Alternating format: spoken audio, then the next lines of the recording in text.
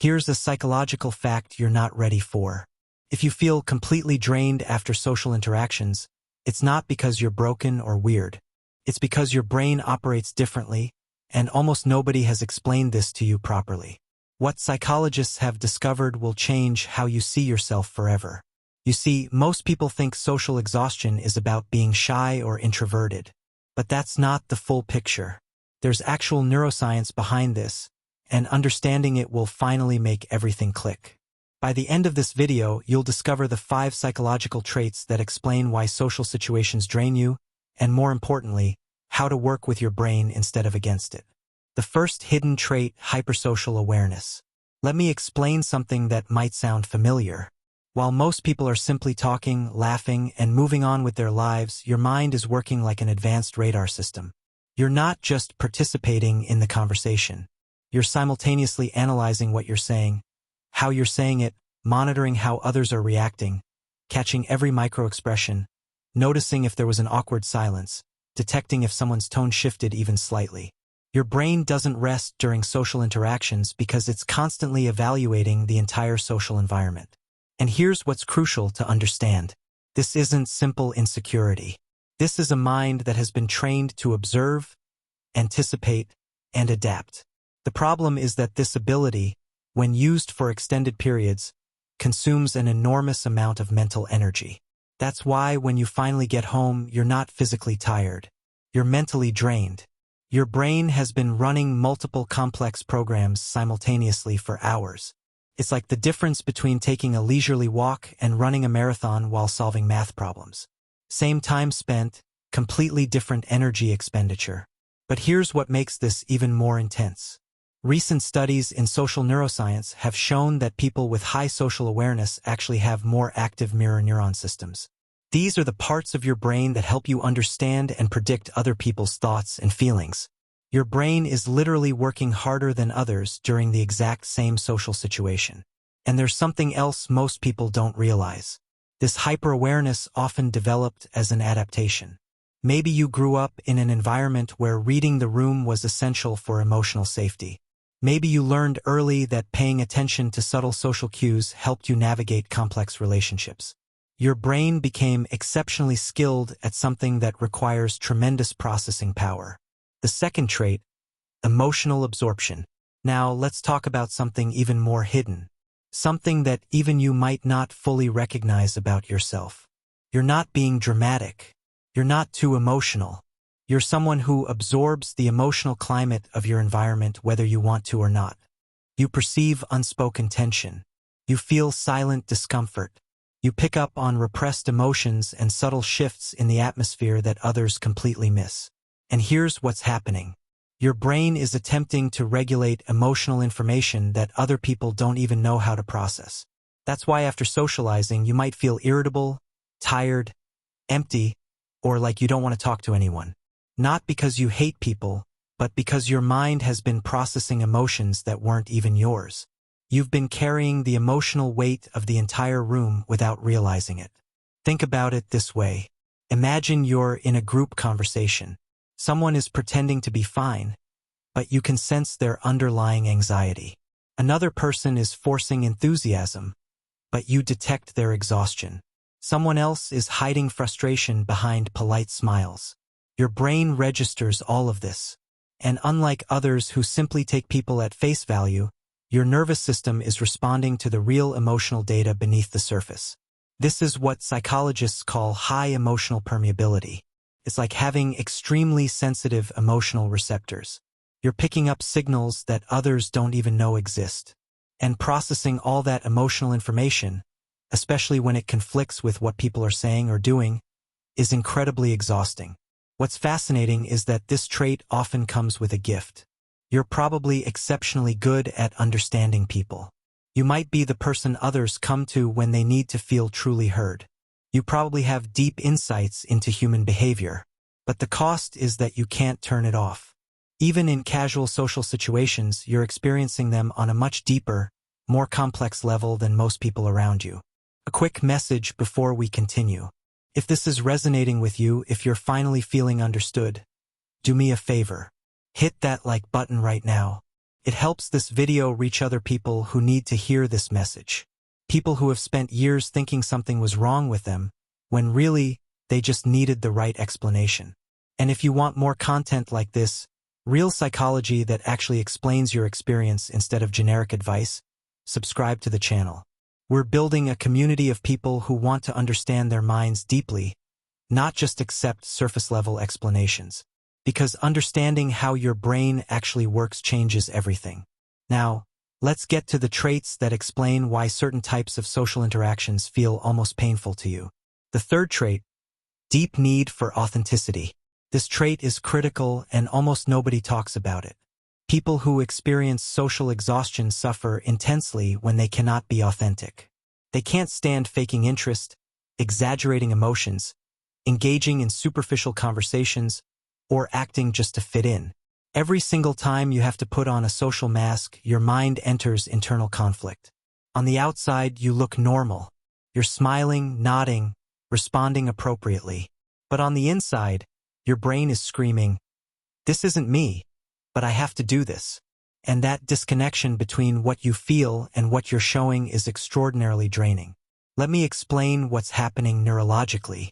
When you're being authentic, your brain operates efficiently. There's alignment between your internal state and external expression. But when you're performing, when you're pretending, your brain has to run two separate programs simultaneously. One program is managing your real thoughts and feelings. The other program is managing the persona you're presenting. That dual processing is cognitively expensive. And here's what makes this worse. Our society rewards social performance. We're constantly told to be positive, enthusiastic, agreeable, to network, to make small talk, to be on in social situations. For someone with a deep need for authenticity, every one of these expectations feels like being asked to betray yourself.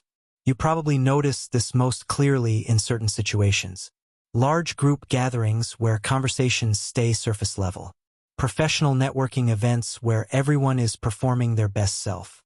Social obligations where you're expected to be excited about things you don't care about. These situations aren't just boring to you. They're actively painful because they require constant inauthenticity. The exhaustion you feel afterward isn't just from socializing. It's from the internal labor of maintaining a false self while suppressing your true self. It's like trying to hold a yoga pose while pretending you're completely relaxed. The effort is invisible to others, but it's exhausting for you. The fourth trait, deep analytical processing. This trait is often confused with being socially slow, but it's exactly the opposite.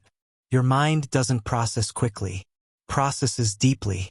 While others speak without thinking too much, improvise responses, jump from topic to topic, your brain is connecting ideas, analyzing meanings, reflecting on what was said, searching for coherence. Socializing for you isn't rest. It's cognitive work. You're not just hearing words. You're building complex mental models of what people mean, what they're not saying, how ideas connect, what the implications are. Your brain is doing graduate-level analysis in real time, while others are just having a casual conversation. And when a social interaction demands too much superficial stimulation, when you're expected to keep up with rapid topic changes, when conversations stay shallow and scattered, your mind becomes overloaded. Not because you can't keep up, but because your brain is trying to find depth and meaning in exchanges that don't have any. This is why you probably prefer longer, more focused conversations with fewer people. Not because you're antisocial, but because that format allows your mind to work the way it naturally wants to work. Deep exploration of ideas, thoughtful exchange, meaningful connection. That doesn't drain you, that energizes you, but throw you into a party where people are making jokes, telling quick stories, laughing loudly, changing subjects every 30 seconds? Your analytical mind is trying to process depth where there is none, trying to find meaning in interactions designed to be meaningless fun. And that mismatch is exhausting. The irony is that this trait often makes you better at understanding complex ideas, seeing patterns others miss, having insights that cut through surface-level thinking. But in typical social situations, this gift becomes a burden. The fifth trait, solitude as essential recovery. This trait explains everything we've discussed so far. People who feel exhausted after socializing don't recover by sleeping more, watching TV, or going out again. They recover by being alone.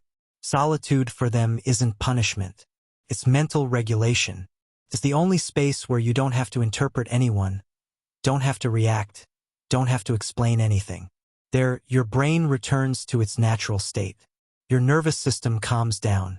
Your mind stops working overtime. This is why many socially exhausted people prefer small gatherings, isolate themselves after large events, and need alone time to return to themselves. It's not antisocial behavior. It's mental hygiene. It's necessary maintenance for a brain that works differently. Think of it this way. If you have high social awareness, emotional absorption, a need for authenticity, and deep analytical processing, social situations aren't just interactions. They're intensive mental workouts. And like any workout, you need recovery time.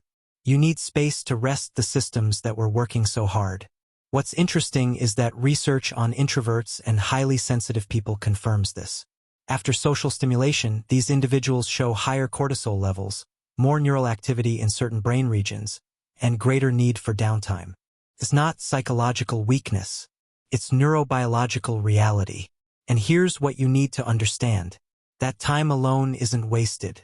It's not you being antisocial or avoiding life. It's you taking care of your mental health in the most effective way possible. Some people recharge through social connection. You recharge through solitude. Neither is better or worse. They're just different operating systems. What this all means for you. Now listen to this carefully. Feeling exhausted after socializing doesn't mean you're broken. It doesn't mean you need to force yourself to be more social. It doesn't mean something is wrong with you. It means you need to manage your energy differently, not change your personality. The real mental shift is this: choose better where, with whom, and how much you socialize. You don't need more people. You need interactions that don't empty you. Quality over quantity. Depth over breadth. Authentic connection over social performance. When you align your social life with how your brain actually works instead of how you think it should work, everything changes. You might find that one deep conversation energizes you more than 10 shallow ones. That a quiet dinner with 2 close friends feels better than a party with 20 acquaintances. That saying no to social obligations that drain you creates space for connections that fulfill you. This isn't about becoming a hermit. It's about honoring your neurological reality. It's about recognizing that your brain's way of processing social information is valid, even if it's different from the majority. Final thoughts. If this video made you feel understood, if you finally have language for something you've experienced your whole life, I want you to do 2 things. First, like this video so it reaches more people like you. People who need to know they're not alone, they're not weird, they're just wired differently. Second, subscribe to this channel, because we're going to keep exploring real psychology, the kind that actually explains your lived experience instead of giving you generic advice that doesn't fit.